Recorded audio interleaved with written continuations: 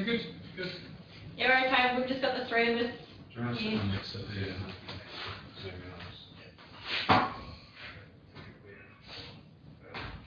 Graham, you're just off the side of the screen for us. Oh. Yep, that's the one. Great.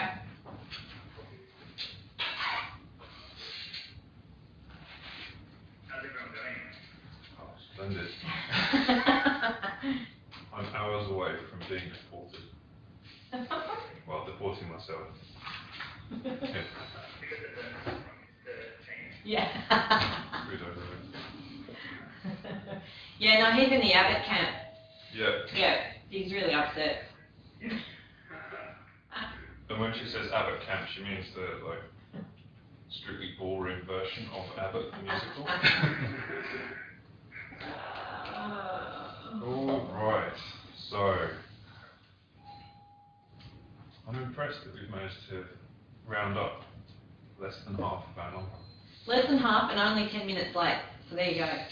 Hey, I haven't talked to you guys since the workshop the other week. How did you guys find it? It was really good. Like, it was very enjoyable, and the conversations that occurred were really good. I think the national team worked pretty well. We could hear what you were saying all fine. I was really frustrated about that level of attendance that Brisbane got. Yeah. Trying to like get people to come, and everyone was all pissed off about it. And I was like, not sure what to do about that in terms of like, on the one hand, trying to encourage people to participate, and on the other hand, just saying, well, just do whatever you want then. Yeah, it's hard, So, isn't it? were people frustrated that they couldn't come, or frustrated that it was on? Like you were frustrated with them, but what was their reasoning? They were just busy, or they had project work, and they didn't see it as a priority. They thought it was too much time. And so they were like, maybe I'd like to come, but maybe I'll come for the second half, and then they didn't come, or that kind of thing. Right. And Sinead spoke individually to everyone in the office, and said, well, you know, we're talking about the future, and maybe you won't be there. Like, she kind of like tried to guilt every individual coming. It's pretty good at guilting, so yeah. I mean, The people that came thought it was great. Well, that's one thing. That's yeah. good. Yeah. We got a surprisingly good turnout here. Yeah, it was. I mean, we went round and done a bit of, you know, corralling people. Yeah. Which is okay. There were some people dropped in, dropped out, dropped in again. But yeah, I mean, generally you'd say, you know, there was still a few people sitting around at desks, but I'd say maybe 90%. yeah, it felt about 90%. About 90%. Yeah, came and participated, which was quite good. I think Abby and Neil were standing up there as well, and I think that kind of encouraged people to take it seriously. In Brisbane, the principals had another pre-organised meeting. Yeah. And so they decided not to attend because Abby's opinion that was fine because it was an upcoming workshop. Yeah. And that might have much to do with it in terms of people feeling like they had permission to attend. Well, they did. Yeah.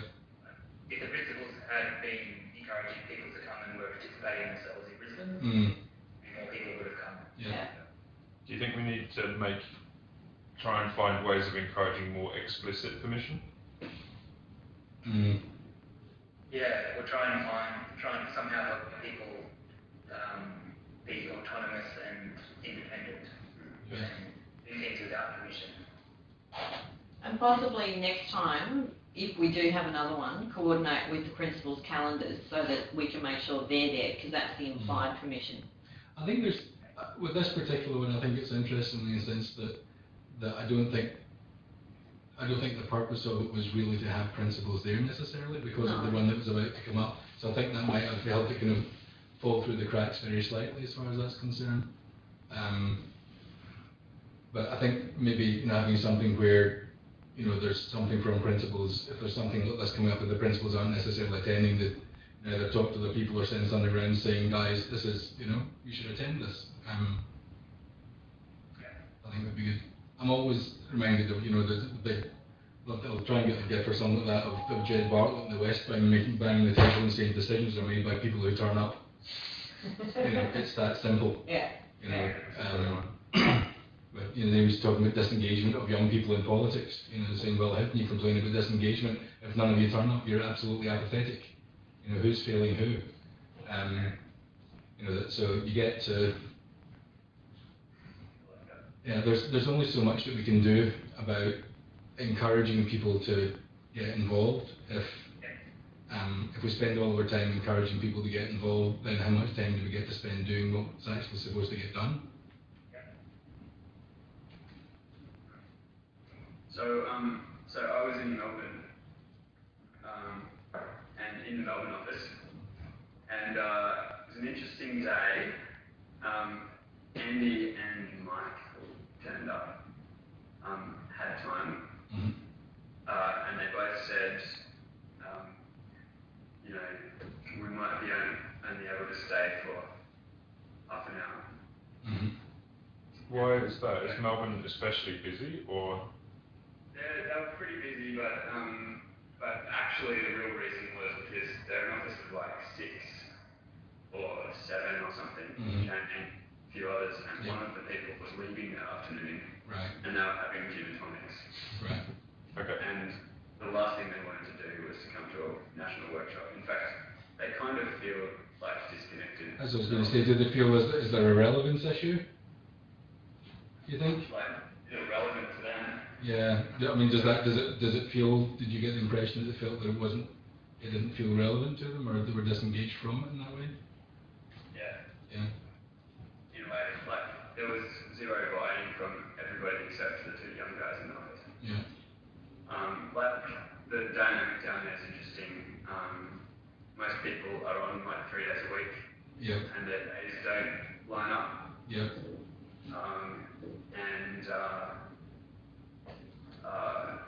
Everyone is fully under the pump, and nobody wants to be there. Interesting. So, I encouraged as much as possible, but really, in the end, it was just like me awkwardly sitting in a VC room, waiting to see whether the other guys would come back, and then sometimes going out into the plane and going, hey guys, are you going to come back? And they're like, well, just give me 5 more minutes or whatever. So that must have been fun.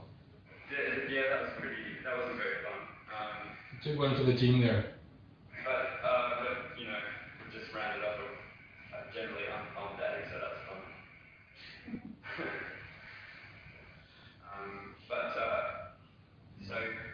So then the big question is, like, I think in general the Melbourne office feels disengaged with things that are happening.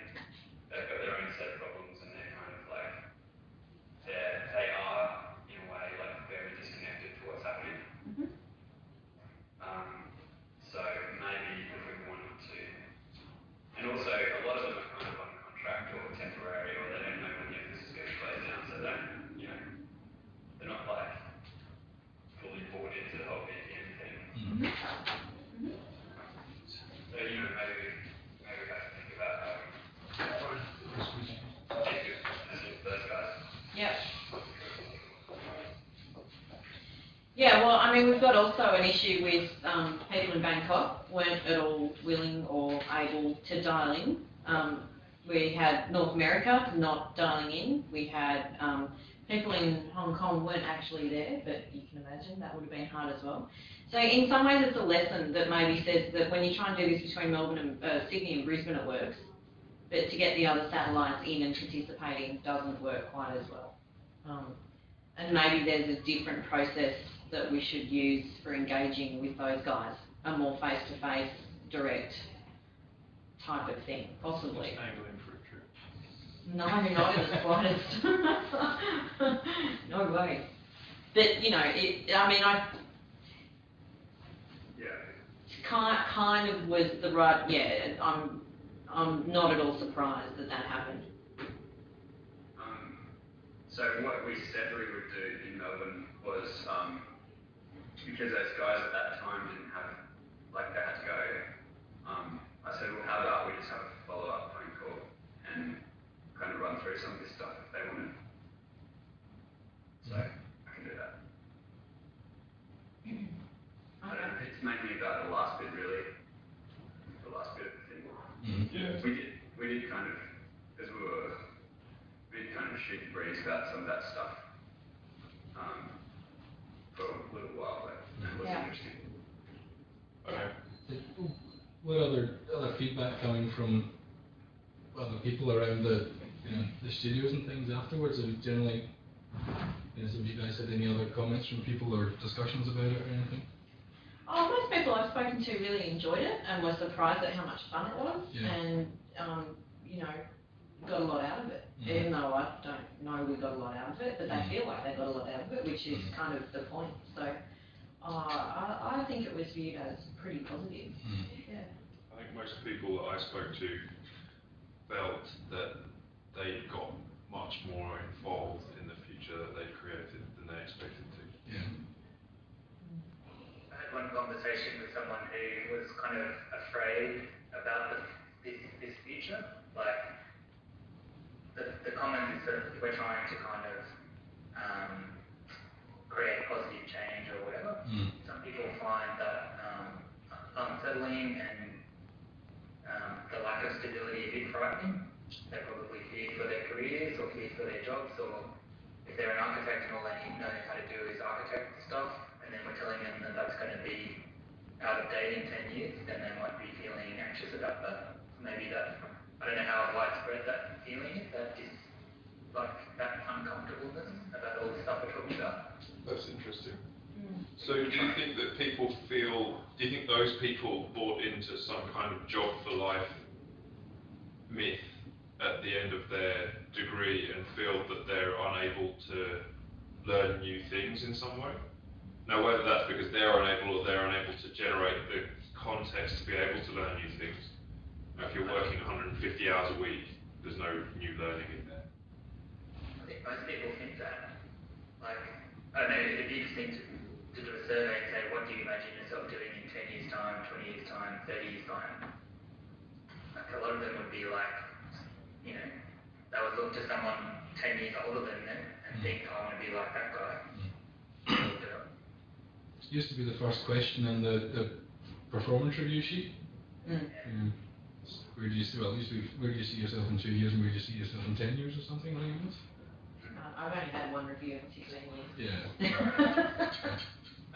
was thinking about, like, if we all weren't like interior designers and architects in 10 years' time, what would we be?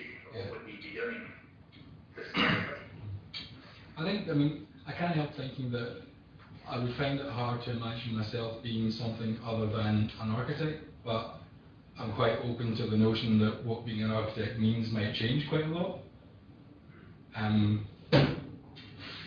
it's kind of somewhere about finding that, the pathway to what an architect ends up morphing into one way or another, or developing into, or slowly changing into, or whatever, progressing into, and trying to kind of keep going with that. And I can't, if someone was to say to me, well, it's actually not going to be, it's going to be dramatically different and it's going to happen in a week's time, then I'd flounder around thinking, Jesus, what am I going to do about this? So I can understand people's view that there might be something scary involved in all this, because really, if you look deep down at it, it actually is all scary. You're viewing into something which is relatively unknown and trying to take a punt on what's going to happen to it, and then position ourselves to how we can respond to it. If we keep accepting the fact that the only thing that's guaranteed is that it's going to change, then when you look at that, it's pretty, that can be scary if you're implying that it's going to be abrupt change and it's going to be dramatic change.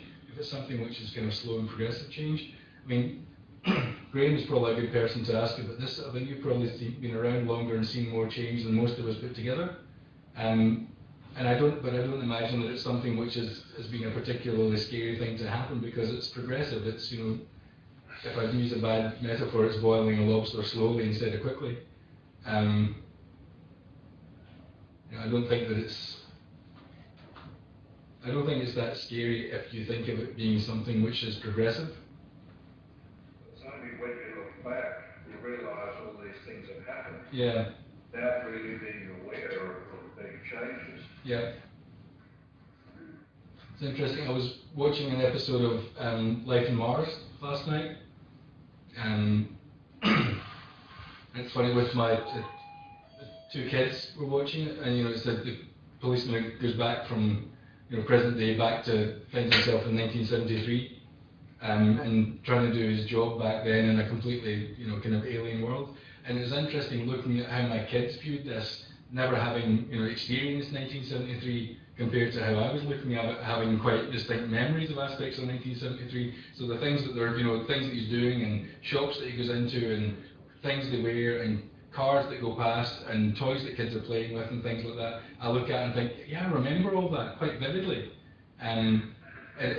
But you're saying that it's just part of a continuum of the same thing, I didn't at that point in time think, my God, how primitive is all this? So you thought, well, actually, you were quite cutting edge and everything. It's just the cutting edge keeps moving forward. Whereas my kids, they were thinking, my God, how did you survive? We spent the weekend without an internet connection, and literally I've got two kids there who are trying to, everything's going, how can you survive without an internet connection, It's quite entertaining. Well, I go back to the days before there was air conditioning in the offices. Paper and the paper stick to your arm. Yes, yeah. Yeah. I have a predisposition, I think it's a Scottish thing, towards, sweating. So even when I do hand sketches and things, I end up having to wrap the tissue paper or put my hand up like that so I don't crumple everything when I try and draw, alright? And that's in air-conditioned spaces. Anyway, sorry, good question where that went. Okay, so agenda-wise, this workshop stuff was all leading into a principals forum. This meeting was supposed to be a kind of rundown of what happened at the principals forum, and the principals forum didn't happen. So in traditional BVN fashion, the principals forum has been moved, but to an unspecified future date that I believe Brian has some insight on. Yeah, so yesterday at the SPG they were talking about a one-day principal workshop being the next one, which I was going quietly, if that's what they lock in, that doesn't give us any room because they're trying to ram stuff into one day now that they've missed the opportunity. So, and what they were mentioning, and I hadn't heard this before, is I think the one after that is going to be in Bangkok, where they get them all over there. So quickly, windows are shutting for us, so I think we need to get into James, Doherty, and whoever else who are the decision makers there, that we need time to present this, irrespective of what they want to do. We need a special one locked in, so we can keep moving. Because of that. So there's two ways we can do it. So we look at it and say, what will we get a date?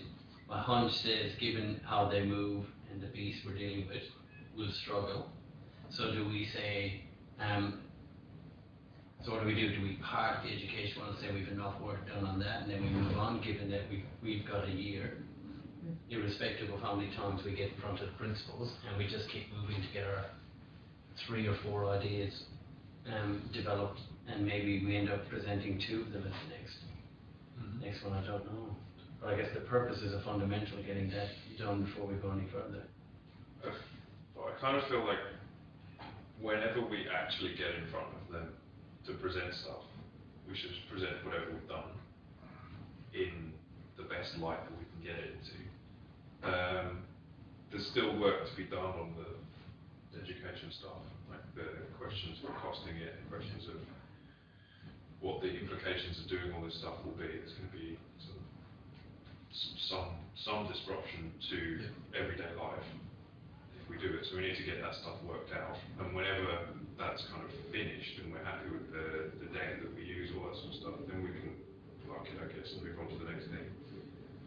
But I think just it's almost like we're on an island, and whenever the ship comes, it comes. But we need to be ready with the goods to load onto said ship. Is there any discussion about, you know, approximately when the next one might be? 8th and 9th of October was a date that was being bandied around, so. I imagine that we're going to have to just, if they're planning a 1 day, they're planning a 1 day because they can't get a 2 day. Yeah. So my guess is that we'll just have to book a time specifically for that.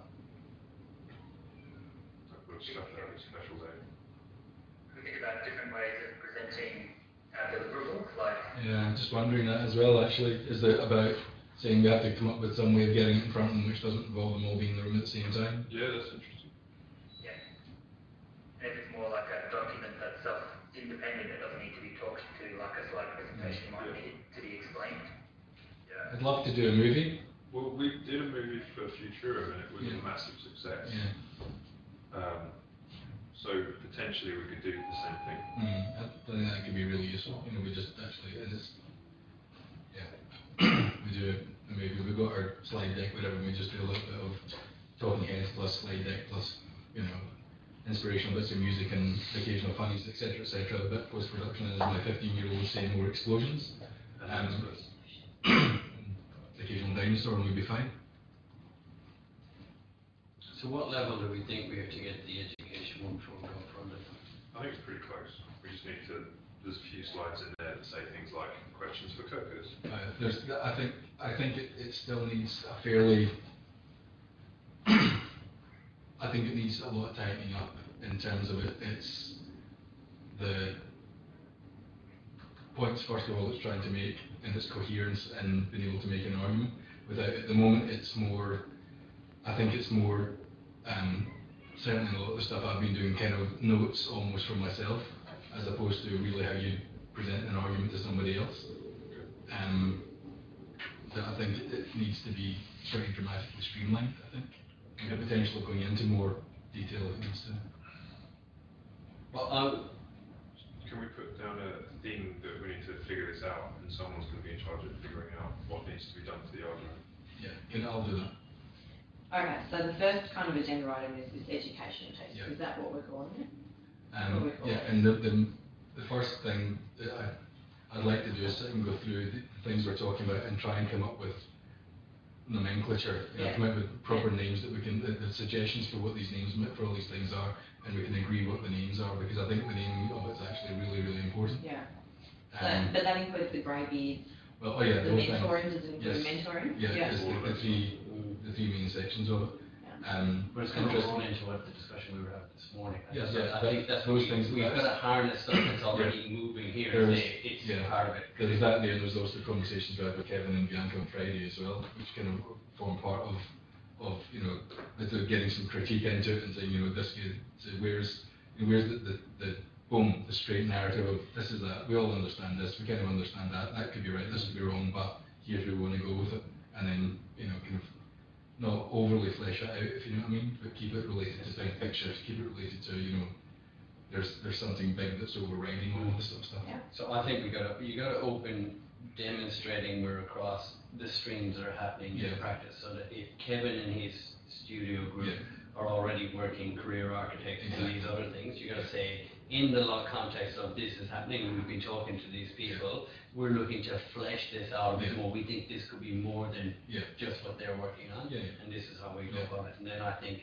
if they've already got a mandate to progress those, I think we very easily get it to keep going with that. But I guess where I'm getting to is, maybe we keep it locked and say, here's the idea, and we've done some stuff, and they go, yeah, fantastic, actually, turf it now to Kevin and his gang to actually expand it and do the legwork and do all the stuff and talk to Kirkus about how they do it, so that we could bolt on to the next idea. Because I'm saying, I think we could waste is the wrong terminology, we could utilize a hell of a lot of time and energy to go right down into the detail that we're not the best people to do that, I don't think, given that this stuff is, they got people to do this. Yeah, but I think we need to be clear about what the proposal is so that people can refine it, because I think at the moment it could be interpreted any number of ways. But I think we still we're involved, so as the people, you don't hand over and do it, they've got to come back and go, have we lost our way in terms of what we're doing there? And I think maybe that's the way to best utilize our time going, actually, that's not what we were trying to do, we were trying to do least. And then, I guess to harness it, because if we're going to get stuck to a level, I think almost the first thing is, well, actually, so here's the fear. You go there and they go, not so sure, and I think you're not the right people and do whatever else, and they lose patience going, did you spend all that time doing it? So I wonder, do we get the buy-in at high level, and then we can palm it off, or they say, we want you working in tandem, and we'd say that, here's the proposition. We hand it over to Kevin and his gang, and he works with it, with some touch-based stuff from us. We work in tandem, where we do that, or you ask us to keep going and develop it further. And so you're almost giving them three solutions, of which they're asking, so rather than flat out yes or no, what do you want us to do?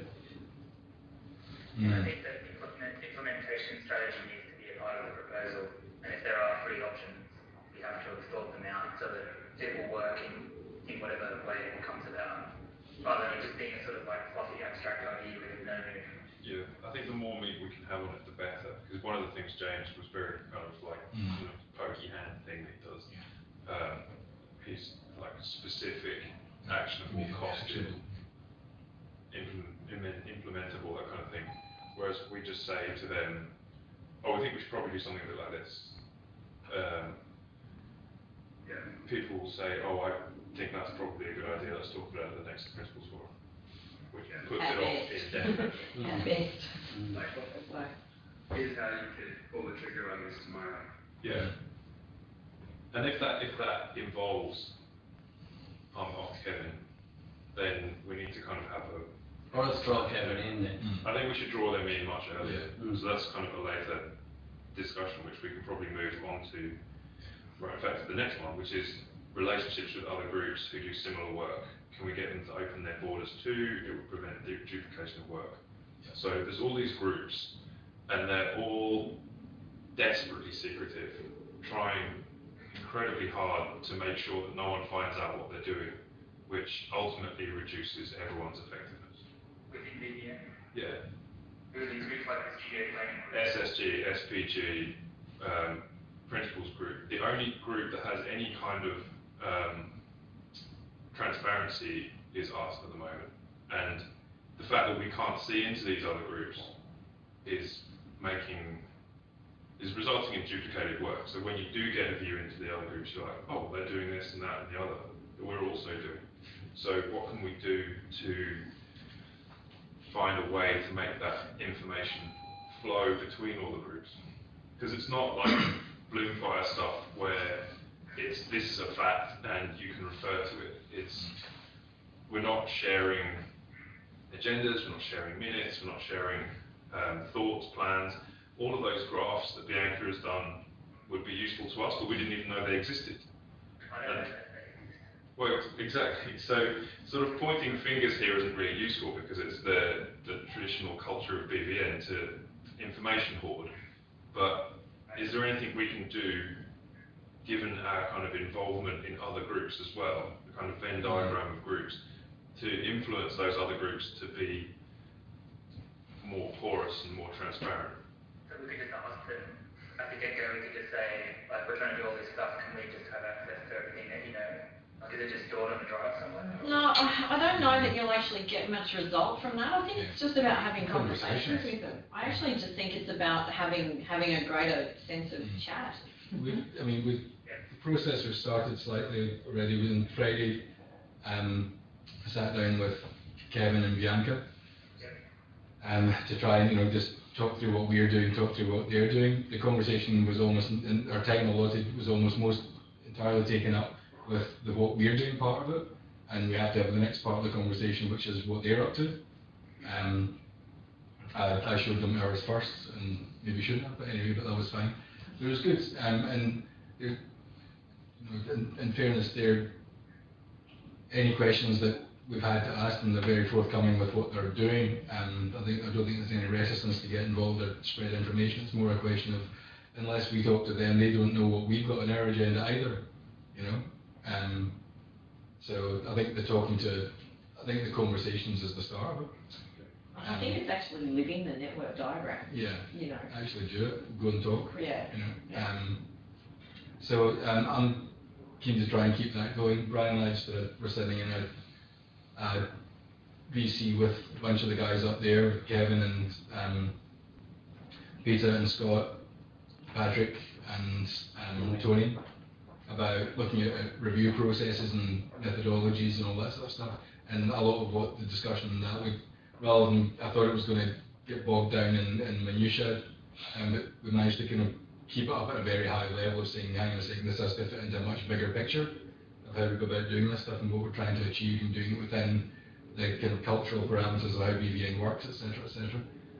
So again, that's an interesting kind of bit of crossover and things within the knowledge share and education and mentoring and grey beard and all that sort of stuff. So we kind of try and keep those conversations going as well. But in a way, it's, I mean, a lot of the things coming out of these conversations is trying to figure out this thing about how we kind of concisely put forward the opening kind of, it's almost kind of the problem statement part, but I suppose at the beginning of it saying, here's what it is, here's the different groups in the office who are talking around this particular issue right now. If these different groups weren't all talking about it, there wouldn't obviously be a problem, but they're talking about it, so there's something that has to be addressed here. You know, if independently these different groups have all come at the same kind of, the same agenda. Is there any sense in putting together I don't know, some sort of list of who are the groups in the office? Yeah. What are they actually doing? Yeah. Because there's QA group, there's the Green Office group, there's the Commons, there's SPG, SSG, board, principals, etc., etc. But there must be other groups that we just don't know about. There must be groups in other studios, must be all this sort of stuff that we just... All the groups, like the group of young graduates who have a beer every Friday night. Yeah. And then, Studio Friday afternoon party. Yeah. Okay. It's interesting though. Been having a parallel conversation with Kevin and BIM people and a few other things. Yeah. That they should be part of the Commons, but I don't know. It just came out of PDNA meetings and stuff.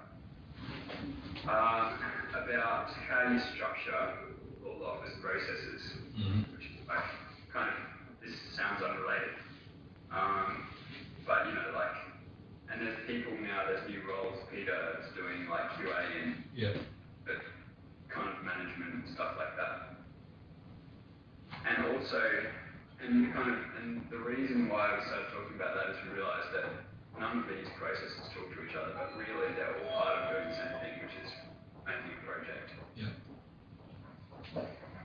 It turns out, well, as you sort of mention all this stuff, it seems like there's also a whole bunch of processes in place that are to do with the same thing, which is running an office, thinking about the direction for an office. So it would be kind of interesting to look at what exists, like who's doing what, how they all sit in relation to each other. And you could say that, like a commons idea could be you could design like a management structure for an office or something. You could find redundancy in the processes that we already have or whatever. I'm coming more and more to the conclusion that that we need to look at the things which SPG, SSG, and those guys are doing, are focusing, and you know, even the various QA groups and things like that are focusing on the systems and procedures that we're using. I think from a commons point of view, there's an initial delve into some of that stuff, saying, well, we can bring some, hopefully bring some extra focus and maybe try and tie a bunch of things together on that, in terms of, you know, the view that the future starts tomorrow. We're not trying to only look at what happens miles down the way, but if we don't get to miles down the way because we're actually not particularly good at what we're doing just now, then it's going to be a bit pointless. But I think it's maybe going back to what Brian was saying, that the first set of things about the education, knowledge share, etc., we try and get that thing, you know, almost in place and out of the way as quickly as we possibly can, and it gets handed on to groups who are more involved in the day-to-day operations of it, and then we get back to what's the bigger picture stuff, and what's the longer term view of it. It's kind of like putting a couple of things in place to begin with, to know that it's kind of that it's heading in a particular sort of direction, but we need to go into the bigger picture. So I think we could frame it quite easily with principles if we said, because I think they're acknowledging it themselves, given the QA stuff is. Yeah. If we can't do the core business that we are in right now well, we don't give ourselves a solid platform to actually springboard and get into the future. Because if we're falling over in documentation and we're falling over in inexperience, then actually we're going to have, all we're going to be doing is running around patching up, putting out fires out there now, rather than giving ourselves the challenge to actually focus on forward. So I think I see it would be very difficult for them to say this isn't a good idea. I think everything's building towards that, and that's how you frame it. And then I think we jump in and we've got to have some big picture idea or some aspiration. I think we could. I think it's going to be it's going to be something where we're saying this plugs into a view of what we think our purpose theoretically is within the future environments that we looked at the workshop on Friday. If we can come up with a reason for why we want to still be around in 20 years doing something, if there's a purpose which drives us towards that, that's great. And how do we go about trying to achieve that one way or another? It's like you were saying just earlier about some of the words in the mission statement, not mission statement, sorry, the purpose statement type things that we were looking at. Are they, if we can get something that we think is a purpose, then at least everything else we put sits under that umbrella. There's something which ties together all of the things that we're trying to do, so we can say that, talking about a mentoring scheme is as significant an element of how we view our future as changing the structure so that there's no hierarchy within it at all, and there's no principles, or there's no titles, or there's no nothing, or we're a completely malleable organisation where everybody works on a kind of a contract basis for, however many work weeks or hours a week is required, etc., etc. All those things have to be part of what we think is a relatively coherent umbrella over the top of it.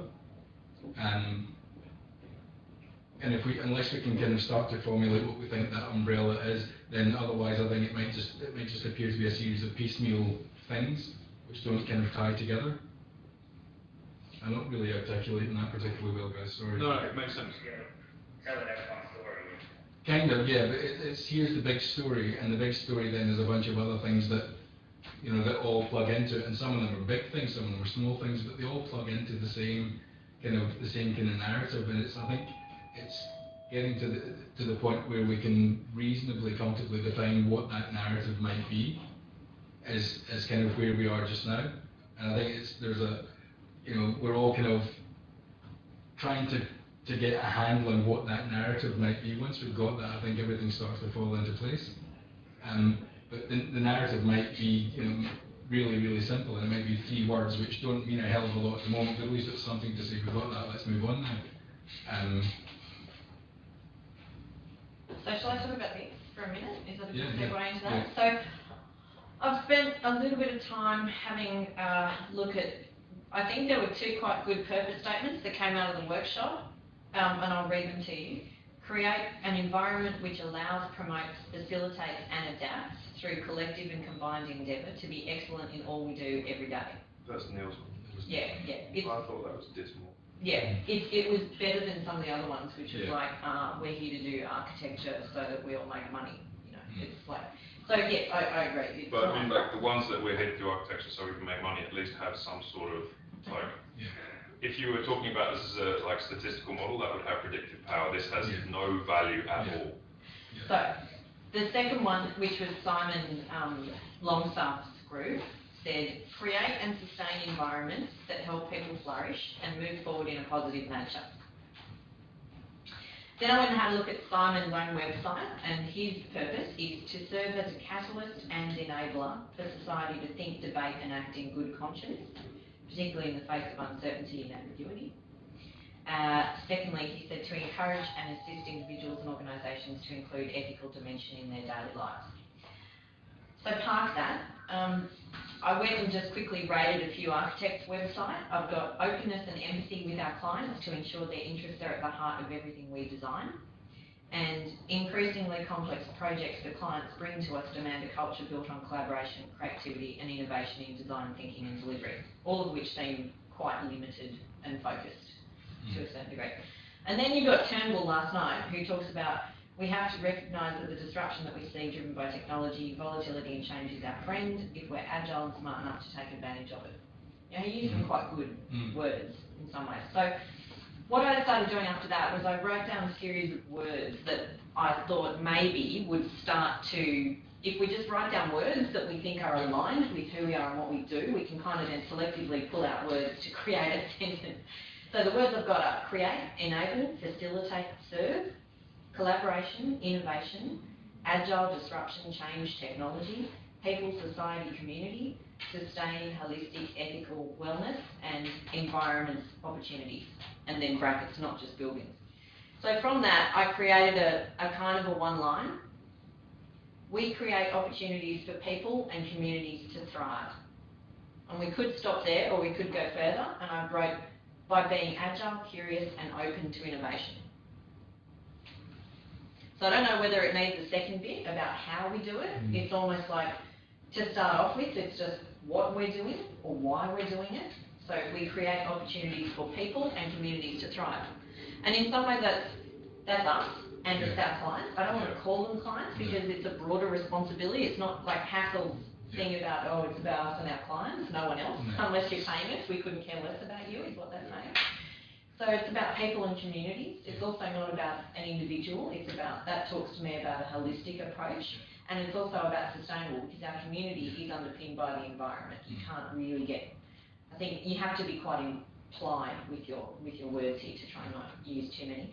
I think for them to thrive is important because what we're trying to do is create environments, whether they're physical or virtual or products maybe, even not environments. Maybe it's a piece of work or a strategy or something that can't be measured. But to thrive is every life force wants to thrive. There's, you know, that's wellness, that's sustainability, that's increasing profit if that's your motivation, whatever it is. That's just about goodness. Thrive is goodness. And then we create, we as in we, we're a body. I didn't want to use BDN because it's a sort of a corporate, it's not about BDN, it's we as a group of people. And I thought the word create had to be in there. It's either create or innovate or enable, facilitate. They're all a bit fluffy. I just think create, we create. We, and I didn't want to use the word design. I just thought design was just contentious. Yeah, I think people have the same thing about create, like the idea that like architects never make anything. Like the builder's the one that makes it. We create it. Well, you could say we facilitate, but well, I think you can say that we do create. We do create. Authors, in that sense, authors never create anything either. That kind of thing. I think. You know, it's one of those things where you can be really pedantic about it, but you'd have to be a total dick to be that pedantic about it. I mean, would anyone argue that we create things? Yeah. Yes. We create. Yeah, Absolutely. We create environments. Yeah, there's nothing to argue about there, is there? Just could. Okay, you're right. It's a pretty good crack at it, dominance, like. Well, I mean, it's like it goes a long way, right? That little sentence. Yeah. What it says is that we are about people. Yeah. And so that's what guides us, which that's a perfectly good purpose. Yeah. Now, the two purpose statements that you read out from the thing, they also both say we are about people in different ways, right? Is that right? Yeah, shall I read them again? Yeah. Create an environment, which I argue is wrong, which allows, promotes, facilitates and adapts through collective and combined endeavour to be excellent in all we do every day. I think the excellent is a bit of a problem because it says there's how do you define excellence? Yeah, it's kind of about success, where I think if we're innovating, we'll inevitably we will fail, but that's I think that's a good thing, because if we fail, then we get better and we learn from it. I like the idea of collective and combined endeavour, but I just think that's sort of, that's in my sentence, that's we. That's we. All you need is the word we. That one says, make a good workplace. No, it doesn't even say that. It says, do good things. Whatever Or the do thing excellent is. things. No, Do excellent in my I eyes. think what it whatever says is be good at what we do. Yeah, whatever it is. Yeah. Yeah, We were, I mean, I was there when they were doing that one, and I kept trying to kind of steer it in slightly different directions and stuff. But and the conversation we were having at that point, that was what Dawn and I were talking about this morning, is trying to make a distinction between the what and the how. You know, that what we're actually looking for is the what part of it. The how we go about achieving it isn't really what we're looking for. Anyway, that's, you know, something which can evolve and change over time and be reassessed and all that sort of thing, but really what we're looking for is the what at the beginning. So the whole middle of that one you can take out as being how stuff, I think. And then you're left with, you know, we endeavour to be excellent at what we do. Really is what that one says. The reason Domino started doing this, because we were talking about this, saying that the purposes we got out of the workshop, which was the kind of reason why the workshop was there, I guess, were to take to the Principals Forum. And they, whilst I think we got a lot out of the workshop, we didn't get the one thing that we had planned to get out of it. I'm not going to say the thing we wanted. The thing we planned to get out of it, we didn't get. We actually got a lot of other benefits, but not that one thing. And the one thing that we did want was these purposes. So I think, thinking about what we were talking about the purpose stuff, was that at the Principals Forum, we should present a series of these purpose statements for them to knock down and say why they don't fit. And I think by us crafting a bunch of quite good ones, they will find it much more challenging to knock them down than if we just kind of ask them to come up with their own. Should we go back to the studio stuff? I mean, because in essence, we're taking out our interpretation of it. I think it'd be good to test it. Sure. Because what I'm saying is, if you go to them and say, this has been, we had the workshop, and then we went back and we've tested a few of these, and this is what we, the 200 and something odd people, think our purpose is about, as opposed to 12 people who were thrown together saying, this is our interpretation of it, and then we just go. So just go and get all the statements that the team created? Oh, no, I'm saying we go back from what you're saying, hey, look, this is what we've tried to pull out of this. So it's almost like the next catch-up becomes another little interactive one. I think you're not going to get everybody involved, but those who are enthusiastic about it, get them back and say, right. Have another lunchtime session, let's come into the room.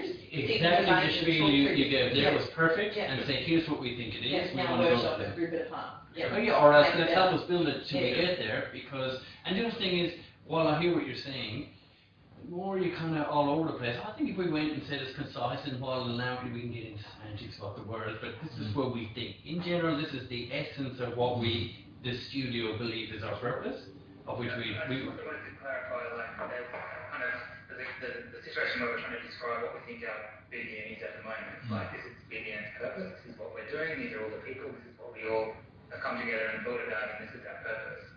There's also the other thing where we've like thought about it in a kind of a situation divorced from BDN and the future and architecture in a more general sense, and trying to come up with a sense of what we think our purpose should be, and whether those two line up or not. Like, because it might be useful to describe what BDN is like now, but I think it would be more useful to try and work out what it should be, and if there's some kind of gap there, then that's something for us to aim toward. I think that's to me, though, is the crux of what the purpose has to be, a view towards a purpose, and it's what I think hopefully sets it apart from the corporate mission statements that most people have on their websites.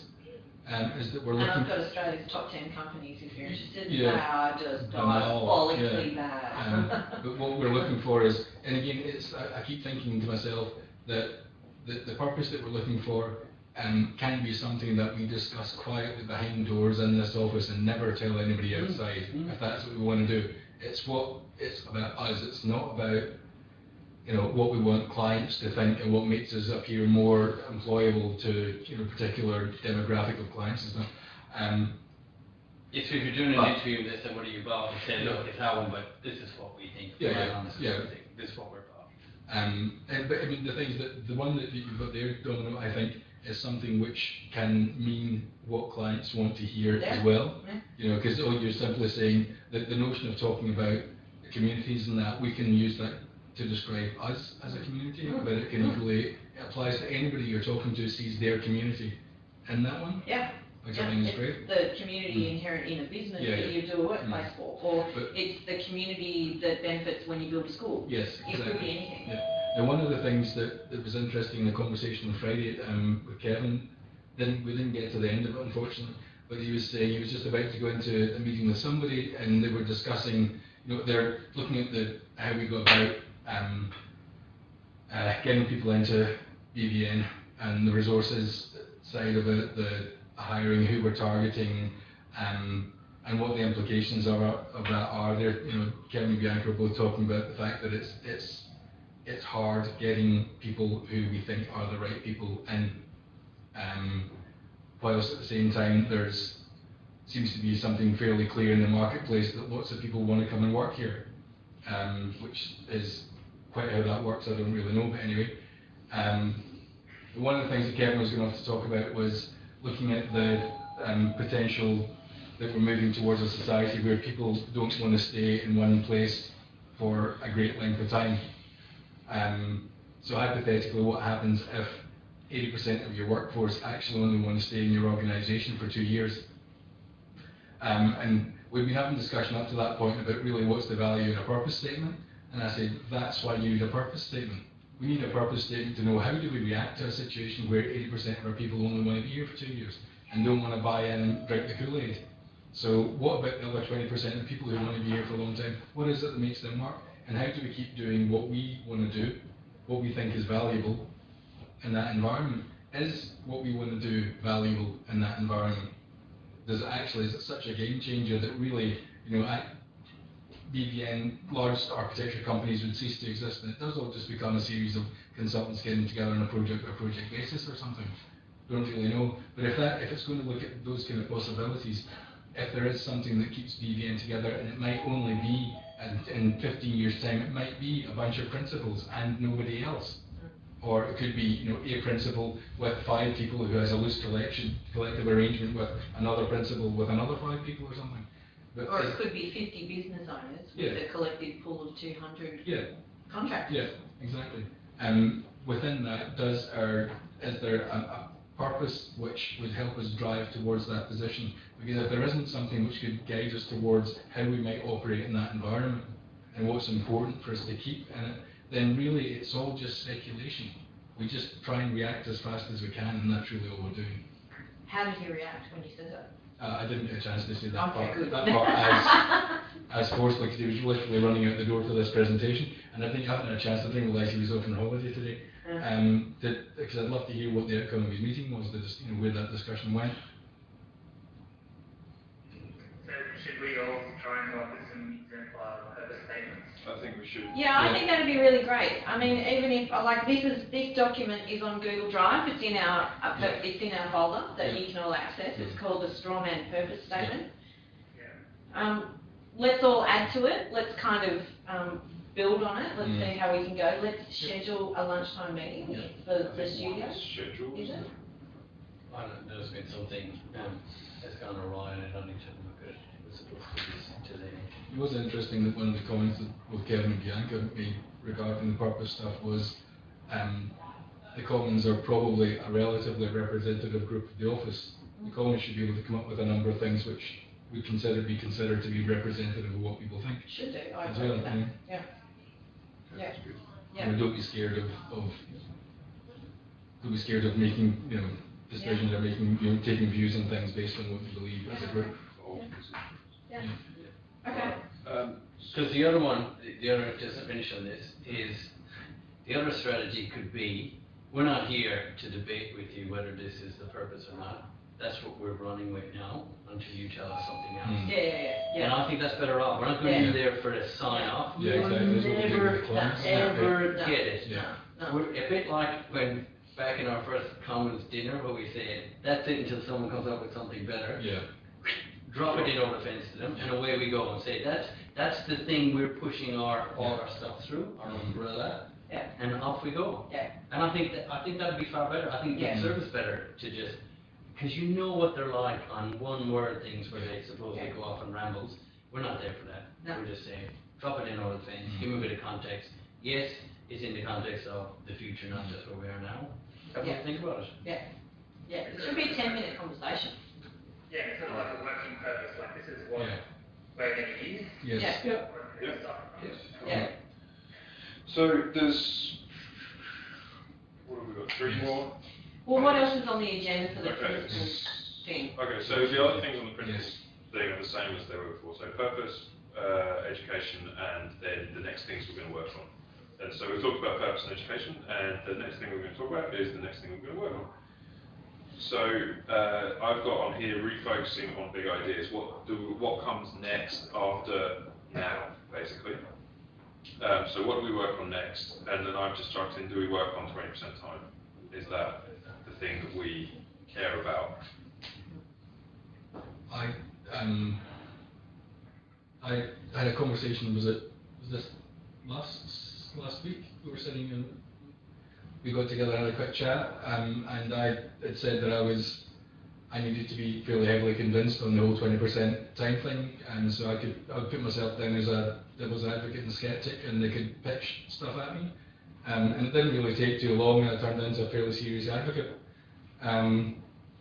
which was interesting, and I think that partially because I had the wrong connotations of really what it was, and I hadn't actually seen advantages that we could potentially get from it. I think that it's something which we tie in under the same umbrella of the way of achieving what Dylan was talking about there it's about knowledge as much as anything else as well. It's about fast access to knowledge, having it widely available to everybody, so everybody's got the same capability to be as informed as anybody else in the office in any particular subject, or anyone else in the practice. And one of the ways of doing that is by having people potentially using that 20% time in order to build the knowledge base of the office, the skill base of the office. To make us better. Yeah, to get us, just a lot better at what we're doing. And it's something where if you look at the different groups that we're talking about just now, who are coming at, kind of from slightly different directions around the same problems to do with how we get better at what we're doing, with a view towards, I think, getting better at the stuff that we shouldn't be wasting time on in order to be able to use our time really effectively on the stuff that really makes a difference and the stuff that we enjoy doing. In order to do that, you need to have tools. You need to have lots and lots of tools and lots of access to knowledge. You need everything all around you all the time. Say, right now, I need to know that, and that. You put them together and it's okay, right? And now I'm an expert on that. That's fine. Now I can go ahead and do whatever the task is that I want. You don't waste time trying to find this stuff and reinvent wheels and things.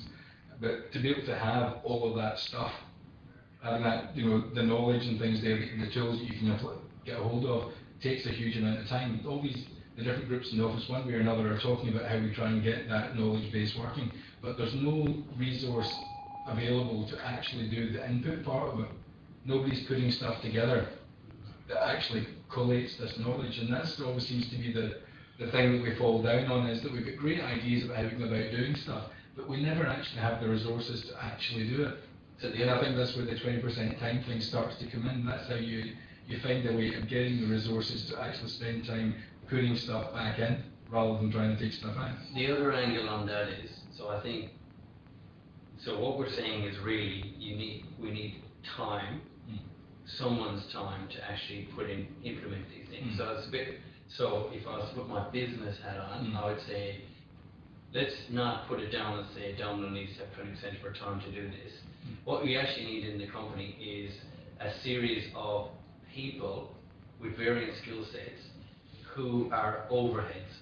So See, this is the different thing, because everyone they want to see coming in the door, they want them to be Project being manager. earning. They want them to be able to put billable time down to whatever else. So actually what we're striving for is a bit like CAD for research. I mean, technically not it, but it's just making us better. So if we had someone, and it's around that mentoring, and we call it the QA overview and all those bits and pieces, if we suddenly put in place people, and I guess we put together a proposition that said, yes, it's worth your while for this digital knowledge. It's a bit like, I'll give the example, Paul Winter. So he's not flat out on projects because he has an expertise, but because of that, you see that he can give talks, he gives lunchtime education things, and he has a bit of breathing time to be able to do this, and research and keep himself up to date doing the various bits and pieces. So what I'm saying is, I think, to say that the aspiration is for everybody to have 20% is one way of looking at it, but the other could be to say that we put strategic people in the business.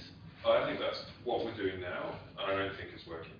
So the problem you have with that is that you learn something, right?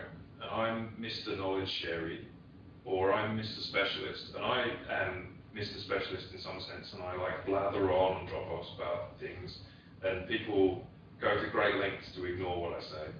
But if, let's say I'm Mr. Knowledge Share, and my job is to find knowledge and share it. In my life, I have to come to you and say, so Brian, what did you learn on your site visit?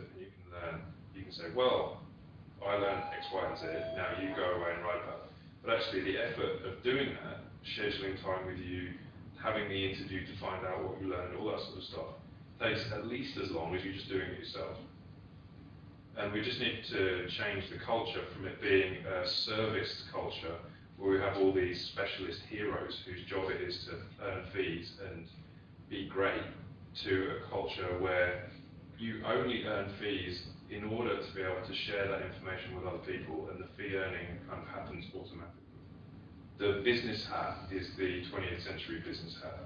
So you need to take your 20th century business hat and trade it in for a 21st century business hat, because the business hat you're wearing is a fast track to bankruptcy.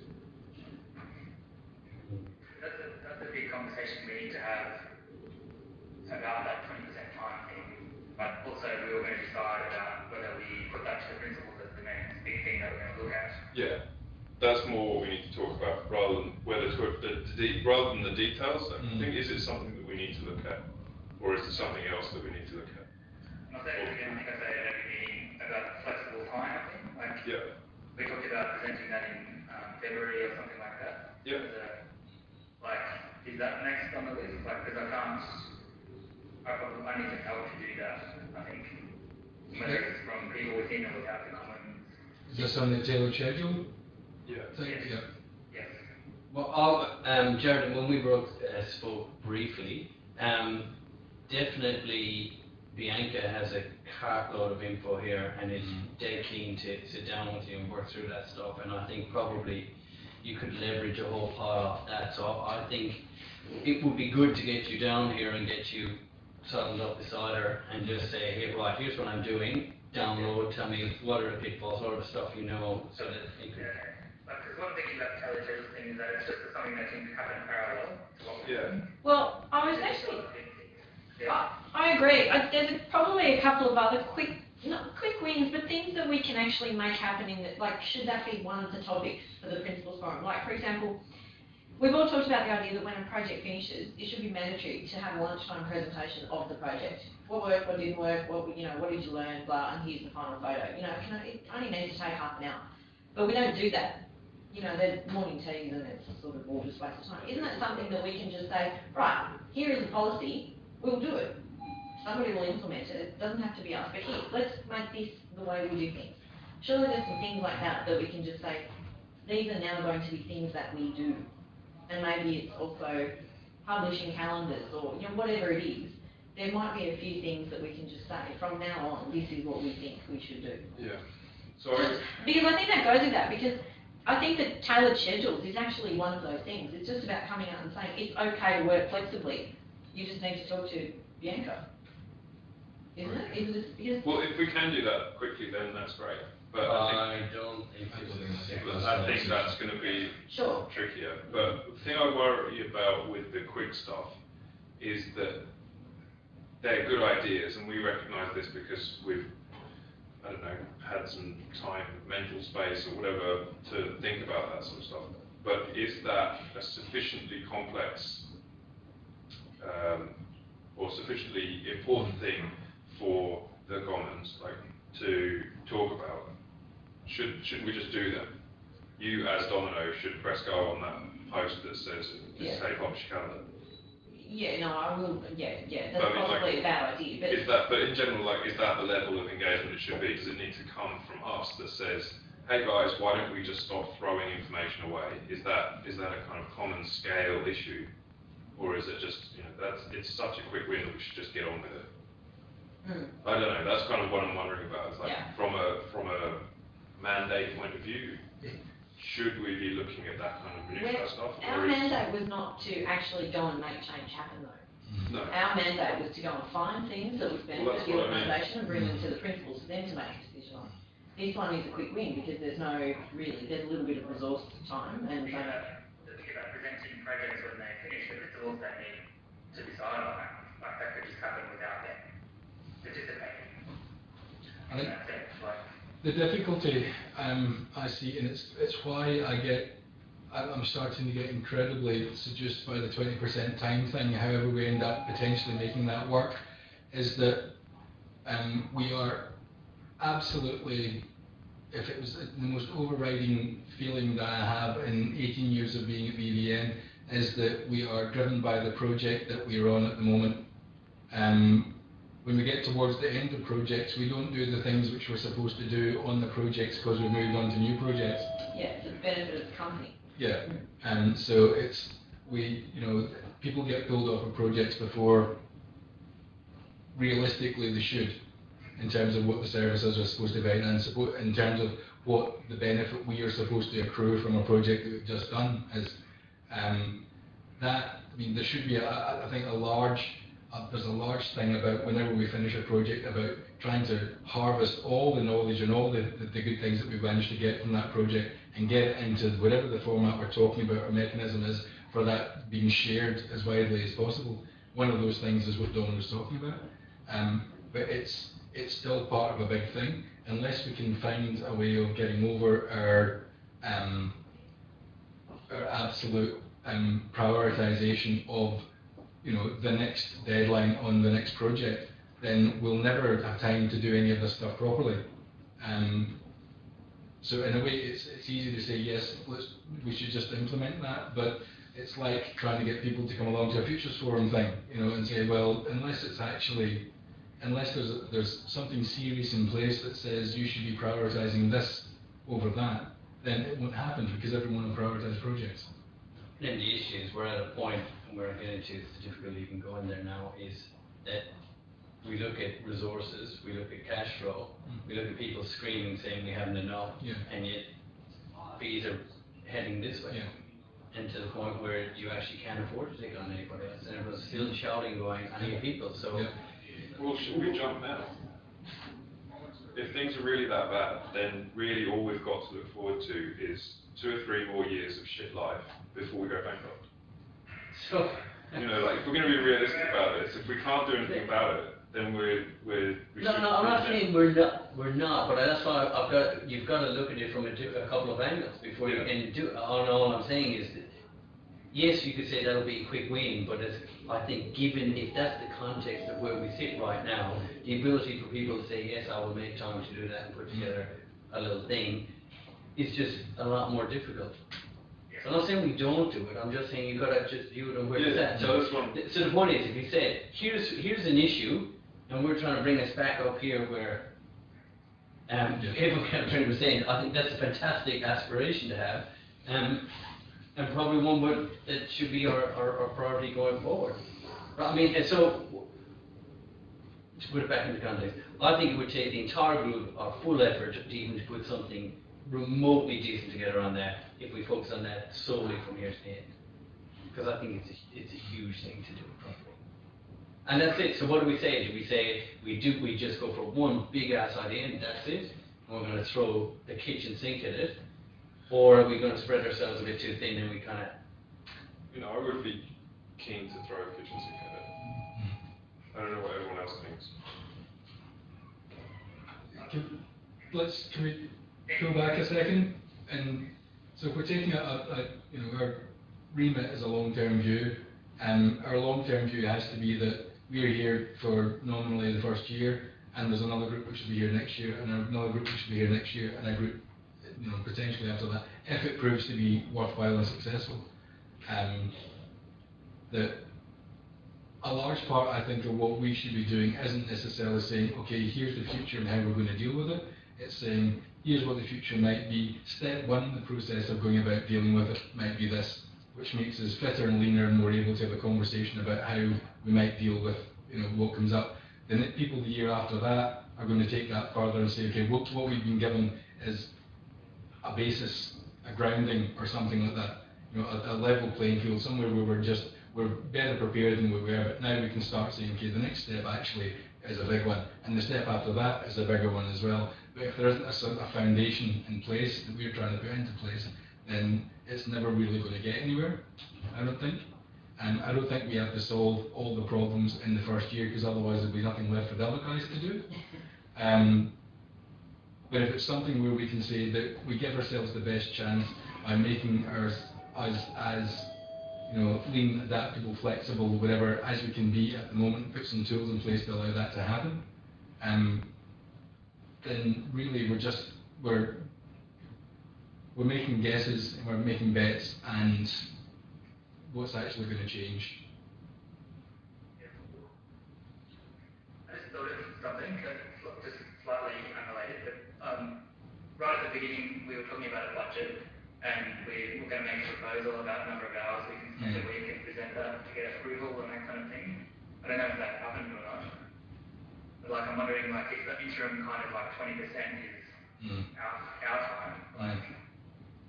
That's not going to fly. I've had conversations where someone requested to have 20% of their time on comments, and it was flat out rejected, going, we did not give anybody a mandate to 20%. So this is half the thing is, they didn't give any rules around it, but all of a sudden, and this is where I come back to, in the context of the studio as it is right now, the minute somebody sees 20% going in the comments, it's just nobody wants to borrow it. So, and that's where I'm getting to is, and if things were flying and we were all, and resources weren't tight, then people go, oh yeah, of course I want you to spend 20% on that. Yep. So I'm just saying, given that that's where the focus of the principles has suddenly come to a very sharp point in the last week or so. Not just really bad, but they've just been told, right, rein in, everyone's crying things, but let's calm down on resourcing. So this is now the circle in which we're moving in, the one we'll be likely to launch into, saying this is what we're trying to achieve. It doesn't mean that, because that's now, that what we're trying to do isn't worthwhile. It's a bit like who takes the punt in Sydney to get the infrastructure right. In their time of serving, it won't be solved, but they were the ones who said, right, we're drawing the line and doing it. So, so should we not park this, but given only half of us are here, should we have this, get the others across this, and then have a bit of time for it to sink in about what our next move is? Yep. So, to kind of get a quick summary, we're going to tidy up the education thing, and I'll use that term loosely, however we do that. We're going to workshop a little bit, put in a bit more effort on the purpose thing, have a little one of our lunchtime things, and then just drop over to it. So we could say, right, education and purpose gets dropped in the next time we see them, and then in the interim we've got to start working up what do we seriously want to do for the rest of our term. And while that's going along, flexible working is also just cooking more. Yes. Yeah, because I think that the flexible working is actually quite a key thing, because it's about who it changes who we can employ and how we employ them. And so the stuff that Nick was talking about in Melbourne is an interesting, if not necessarily positive, case study of what happens when you have people who don't overlap. Now maybe that you've just got a minimum number of people who need to be about for it to work. Maybe it would work in groups groups where there's heaps of people, or maybe there's communication failure or something like that, what are the knock-on effects of people not having overlaps necessarily, that kind of thing. But I think it allows us to hire the people who we want to hire. So Domino's line about in the war for talent, talent wins. If we want to hire people who only want to work 4-day weeks or 3-day weeks or one day in the office and 4 days in the mountains in their cabin or something like that, we need to be in a position where we're able to support that stuff. Because if we want to be competitive, we need to get the best people. So, you know, the kind of, you see it a lot in the software literature, the software world literature, where a productive, engaged person is between 10 and 500 times more productive than an unengaged person. And that's how companies like that are able to make such giant profits, is that they have people who are working 500 times harder than a regular person. And more effectively, rather than well, you know, whatever. If we can think about the sports team business model versus the family business model, where you perform or you're out kind of thing. It's like from season to season the team changes. Yeah, the Netflix thing. Yeah. Yeah. I guess that's it. I think there's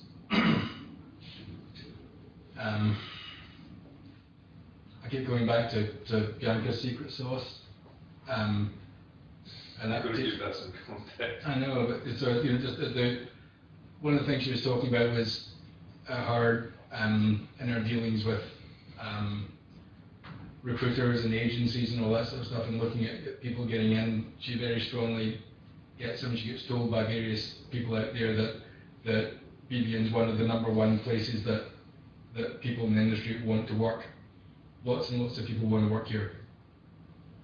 And she's in, so I mean, but there's a reason for that, and there's a reason for why, even though we've still got a lot of people coming in and there was some people going and stuff like that, our turnover rate is still about 5%, which sounds pretty low compared to the industry in general, etc., etc. And she's attributing that saying, well, so I call that, I say that that's part of BBN's culture, which makes that happen. She calls it as a secret sauce, and we just be interested to know what the secret sauce is. But whatever you do, don't play with the secret sauce too much, otherwise it all falls apart. But I think that there's the secret sauce thing is important to bear in mind, that if we are trying to get the best talent, get them to work well, etc., etc., we're either in a situation where we're trying to give them amazing incentivization, which is the thing which keeps them being brilliant or something, and trying to get towards the sporting or the Netflix methodology part, where it's a constant changeover, constant turnover, people, you just keep getting people out and bringing new people in who are better and better and better. You can do that up to a point, but at what point do you get a team of individuals who are all interested in what their next transfer is, as opposed to having a bunch of, frankly, you might say, journeymen who, acting as a team, work significantly better. So they take 1/10 of the resources and get second place in the league, as opposed to someone who spends all the resources in the world in order to buy the championship. With a team of individuals who are just very talented individuals, but that doesn't work for long. Well, have a listen to that Planet Money episode. It kind of explains that pretty well. But it sounds like it feels pretty tight at Netflix. Like they don't flick people on quickly, but they don't tolerate people dragging their feet. Yeah. So it's like a sort of strict family, maybe. In the context of all of that, I think when I was in Brisbane, we talked about me going around and doing a series of one-on-ones or focus groups and taking a bit of a culture pulse. Is that, we were going to take that to the Principals Forum as a proposal that I do that? I think you should just do it. But for what purpose, I guess, is what I'm, like, what we need to be able to tie that activity back to a tangible result. What are we trying to achieve in it? Are we trying to determine what the special sauce is? Well, only in the sense that the special sauce to me is important under the umbrella of what we think our purpose is. That it could be that, you know, if as a purpose, let's say we come up with what we believe is a purpose, might be completely different to what the principals actually believe is a purpose, or what they individually or collectively believe as a purpose. Is that secret sauce thing important? It's the community thing you're talking about, and in terms of our community, how important is that? And the reason I bring it up is because we've had a couple of new people start in my group, and we've had them, I've sat down and I've talked to them a week or two after starting, and they're all like, I just cannot believe this place. Everybody is happy. There is no stress. There is no tension. Yeah, sure, there's deadlines and stuff, but for example, a girl that used to work for Viner for 15 years, she said, I just cannot believe how comfortable, calm, she just can't even put words around it. So I think this is actually really important. To figure it, and on top of that, I had lunch with Hayworth yesterday, the Asian Pacific Director of Hayworth, who said, can I give you some, just randomly, he said, can I give you some feedback on our perception of BBN in the marketplace? This is a workplace perspective. And he said, you guys are the only ones who care about tying business outcomes to your workplaces. He said, everybody else is motivated by aesthetics and blah, blah, blah, and roll out and blah. So he's actually offered to come in and talk to us as a futures council to give external feedback on impressions of us in the marketplace and what makes us us. It's the special sauce. So I'm starting to hear from people what the special sauce is, and I'm really curious to find out what the rest of them, people like us who've been around for 25 years, what is it about us? Because no one's talking to us about that. So I think the reason why it's important that you do this is because it gives us an understanding of what the machine is. It's like we could go in and start twiddling the knobs, but if we don't know what twiddling the knobs does, we don't know what the machine does, then we don't know what twiddling the knobs will do. And if this knob is clearly labelled, even if we don't know, unless we know what the machine does, we don't know how we can twiddle it. So I think we can use everything that you get out of that to support things that we do. Because I think that the Performance Frontiers culture surveys are kind of all well and good, but they don't really tell us a lot other than people are kind of generally happy or generally grumpy, that kind of thing. So it would be really good to get a much more specific analysis. And to find out if there's a gap between where we are now and where we think we should be. And what the direction of the movement is. Like, oh, well, it was much better in the olden days. Like, sure, people can say that, but is that really what people think? Is it true? That kind of thing. I think that would be really useful. Yeah, I've got to go to this, so. Alright, that's cool. So, we should wrap it up as well. Okay, well, we've only got one thing left, I think. Two things. So, making the role of the Commons clear to the studio and to manage expectations. Chris Bickerton started writing a post months ago about the role of the Commons, what it was about, basically so that we could give it to new people.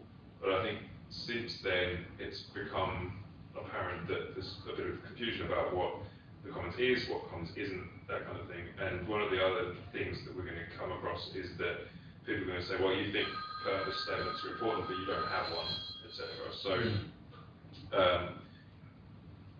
we should get that post that we put together, finish it off and get it published. And I think that would just sort of put a lot of that stuff to bed, a lot of the niggling around the edges about, well, why are you doing this and this at the same time? You know, like the conversation we had in here last time about whether we were kind of trade unionists or kind of genius dictators. So if we can pin it down and we don't need to have that argument anymore, we can just say, please refer to document 1A and you can find out. So we can all have a look at it. If it isn't, I'll check and I'll draw people's attention to it.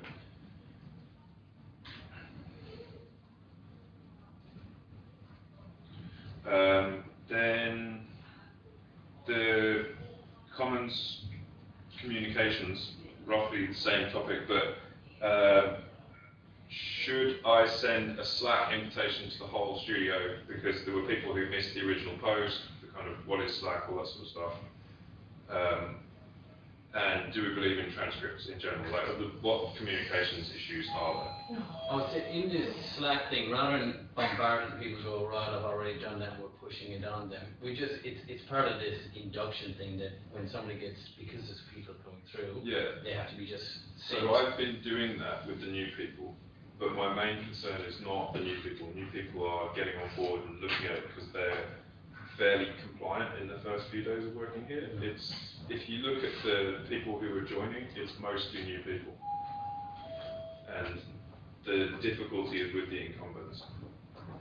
So I think rather than shove it down their throat, I would say drop us thing, if anybody's looking in, not across it, then here's a quick reminder. I put it in the purpose for that, just say, hey, anyone who's looking for an invitation.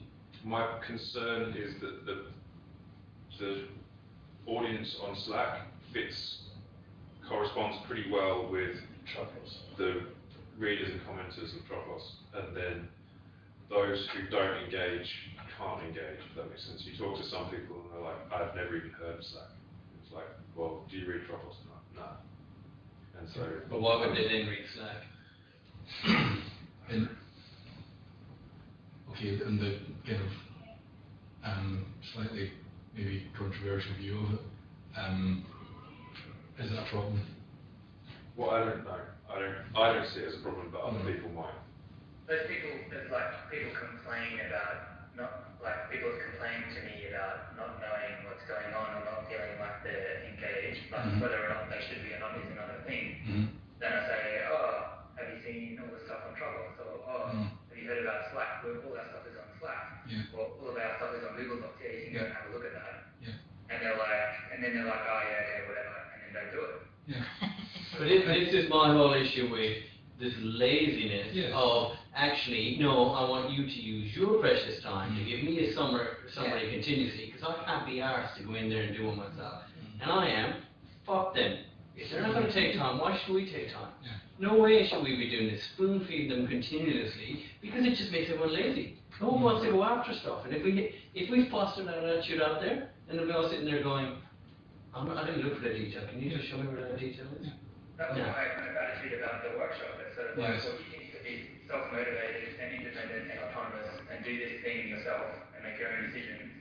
And there's only so much I can try and get you to do something. People need to engage, and if they're not going to engage, then that's sort of their loss. So the reason why I was raising this is there's the option in Slack to send an invitation to everyone.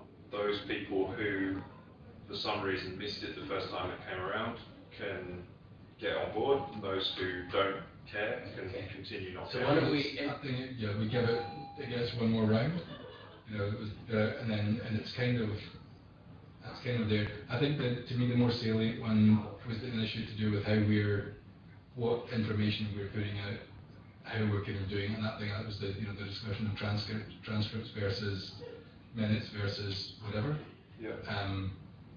I mean, I agree with Ryan's statement that there's an element of spoon feeding and laziness, which is kind of creeps into it. I think there's a medium ground that we can find to deal with aspects of that. So if there are minutes of what we're doing which we want to publish, then fair enough. I question the value of the transcripts anymore. Yeah, I think that we've pushed that one, and that's not doing us any favors. I'd put them somewhere. By all means, they could be there, or else we can doing it. But I think it's not what people want to do. What I think is, rather than minutes, I think we should agree at the end of the meeting, right, give us the bullet points for what we did today. Ding, ding, ding, ding, ding. 4 or 5 lines, that goes out. That's what goes at the end of the video feed. For those interested, we talked about these 5 things. It's like, remember, Matt there used to do ones for SPG. Was it SPG you used to do? You did a little Tropos thing which said, okay, SPG met and this is... Melodies did that, but they were so insipid. They were like, we won some projects, yay, and like, that was about it. There was no information value in them. So maybe they were before my time, Matthew would do them or something like that. But this is probably, I'm guessing 2 years ago maybe. Yeah, they were on Tropos and they said things like... A little bit, wasn't often, but it was usually SPG met, those of things that were discussed. But they were always the sanitized version, Well, there's 2 things. I think that's what we could do, and if they're interested enough, they can go and watch the video. The problem with it, when it was sent out to us is if you were interested in it, you couldn't dig any deeper. That was it. Yeah. So there's the issue. So I think if we give the bullet points for those who are that way inclined, can bomb on into the video and everything. Yeah, okay. There you go, guys. Okay. Great. Yeah. Yes, that's us. Splendid. So I've been writing kind of notes in the agenda. If anyone else can put some extra notes in, that would be great, because I see things my way, you might see them your way. And Enjoy your holiday. sure will.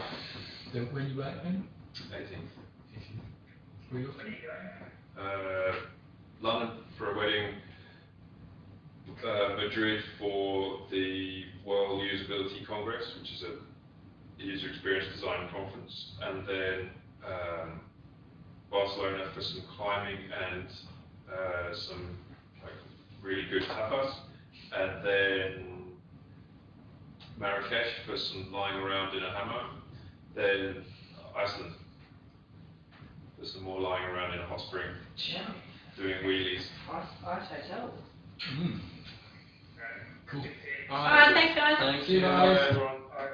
Thanks for everything. Yep.